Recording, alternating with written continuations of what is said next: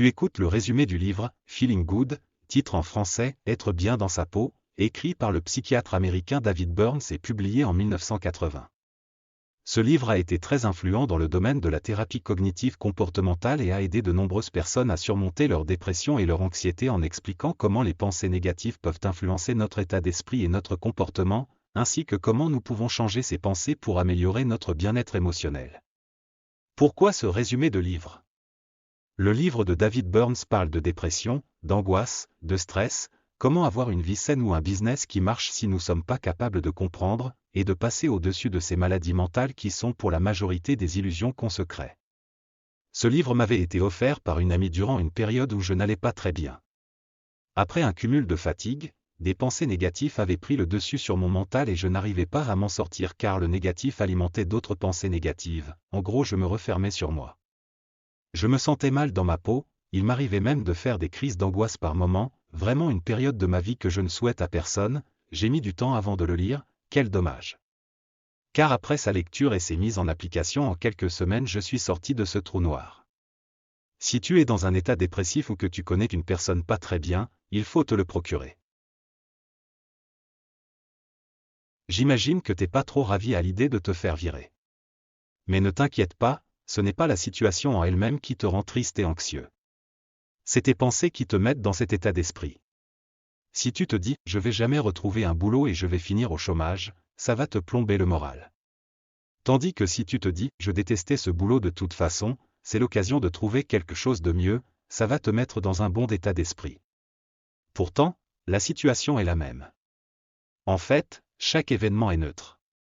C'est ta réaction à la situation qui te fait ressentir quelque chose. Autrement dit, tes pensées déterminent tes émotions. Et je ne parle pas seulement des pensées que tu as dans ta tête, mais aussi de tes croyances et de tes attitudes.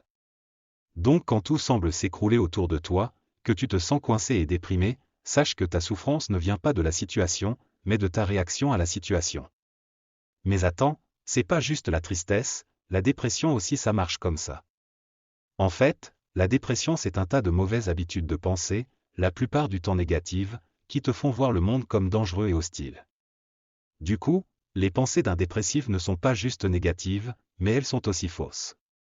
Être super malheureux ou dépressif ça empêche de voir la réalité. Si t'es dans cet état d'esprit, tu ne peux pas t'empêcher de distordre la réalité. Si quelqu'un est distrait, tu vas penser qu'il t'aime pas. Si quelqu'un te critique, tu vas penser que t'es nul sans chercher à comprendre la raison de la critique. Mais faut que tu reviennes à la réalité. Toutes les expériences que t'as vécues ont laissé une trace dans ton cerveau. Par exemple, si t'as déjà touché une flamme, tu ne vas pas l'oublier de sitôt. Pareil pour toutes les autres expériences, bonnes ou mauvaises, même si certaines sont plus fortes que d'autres. Mais si t'es toujours dans un état d'esprit négatif, les traces émotionnelles dans ton cerveau seront aussi négatives, et tu vas voir le mal partout. Au bout de quelques années, ton cerveau sera tellement habitué à chercher le négatif qu'il le fera automatiquement, même si ce n'est pas justifié. Tu seras malheureux et déprimé sans même t'en rendre compte. La thérapie cognitive, elle, fait exactement le contraire, elle t'apprend à reprendre le contrôle de tes pensées, et donc, de tes émotions. Elle t'habitue à penser rationnellement et positivement plutôt que émotionnellement et négativement. À chaque fois qu'une pensée négative te vient en tête, tu dois apprendre à l'analyser, à la contester, à chercher des perspectives plus positives. Je te cache pas que c'est pas facile, parce que ça demande de reprogrammer des années d'habitude et de pensée. Du coup, c'est peut-être plus tentant de prendre un médicament, mais à long terme, la thérapie cognitive est plus efficace et plus complète. Et le bon truc, c'est que ça marche pas seulement pour les gens déprimés. Tout le monde peut avoir des moments de déprime ou de stress, et dans ces moments-là, la thérapie cognitive peut t'aider à aller mieux. Alors, pourquoi pas essayer ? Tu te demandes ce que la thérapie cognitive peut t'apporter ? Eh bien, elle t'aide à reprendre le contrôle de tes pensées en te montrant comment démasquer les illusions mentales qui te font voir la vie en noir. En gros, quand tu te sens négatif, tu vois les choses d'une manière qui ne correspond pas à la réalité. Tu peux penser que tu as tout raté parce que tu n'as pas la vie que tu voulais, que tu n'as aucun diplôme, ou encore que personne ne t'aime parce que tu as fait des bêtises quelquefois par le passé. Ça s'appelle généraliser. Ou alors tu rejettes les compliments, en pensant que les gens sont faux culs ou juste gentils. Ça s'appelle dénigrer le positif. Et il y a plein d'autres illusions mentales, comme le fait de se concentrer sur les mauvais côtés d'une situation ou de penser que tu peux lire les pensées des autres. Pour t'en sortir, la prochaine fois que tu te surprends à avoir une pensée négative, demande-toi si tu n'es pas victime de l'une de ces illusions mentales. Par exemple, s'il t'arrive d'utiliser un langage inapproprié durant une conversation professionnelle et que tu penses que la personne en face de toi va te juger et que tu vas foirer ton projet, tu fais de la généralisation, de la prévision du futur, de l'exagération, des conclusions fausses et de la lecture de pensée. Est-ce que ça t'arrive de penser que tout va mal dans ta vie et que tu n'arrêtes pas de te faire des films dans ta tête? Oui. Moi aussi ça m'est déjà arrivé. Mais t'inquiète pas, il y a un truc pour remédier à ça. Il faut que tu éduques ton cerveau en l'obligeant à penser de façon objective. Tu peux commencer par remplacer les pensées négatives par des pensées positives. Par exemple, si tu te dis « je ne fais jamais rien de bon », tu peux te recadrer en te disant « mais non, c'est faux, je fais plein de choses bien ». Si tu te dis que quelqu'un que tu connais t'a ignoré dans la rue, tu peux te recadrer en te disant qu'il ne t'a peut-être pas vu ou qu'il avait autre chose en tête. En gros, tu dois te rendre compte des pensées qui tournent en boucle dans ta tête et les recadrer pour qu'elles soient plus réalistes. Au début, tu vas peut-être avoir du mal à t'en rendre compte. Alors, essaie de prendre 5 minutes chaque jour pour écrire tes pensées et analyse-les pour voir où tu te trompes.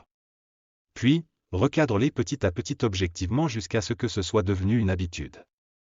Et surtout, ne lâche pas. En te concentrant sur tes pensées, tu vas faire émerger celles qui passaient inaperçues. Donc, continue à recadrer tes pensées et à être patient. Après quelques jours, tu verras une nette amélioration de ton état d'esprit. Tu sais quoi? Quand tu te mets dans un état d'esprit négatif, ça a un effet de distorsion sur ta vision de la réalité, mais aussi sur tes actions. Donc, quand t'as pas envie de te lever, que tu passes ta journée devant la télé, que t'as peur de sortir ou que t'es stressé à l'idée d'aller bosser, c'est que t'as du mal à agir. Et c'est super dangereux cette attitude, car ça instaure un cercle vicieux, ta déprime te paralyse, et cette paralysie te rend impuissant.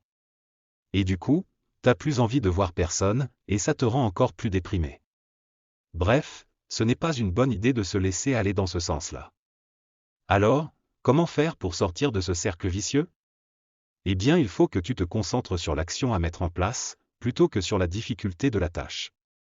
Par exemple, au lieu de te dire « je vais jamais réussir à ranger mon appart, il y a trop de bordel », dis-toi plutôt « je vais commencer par ce petit coin qui a l'air facile, et je vais m'arrêter dès que j'en aurai marre ». T'as compris l'idée, ou pas?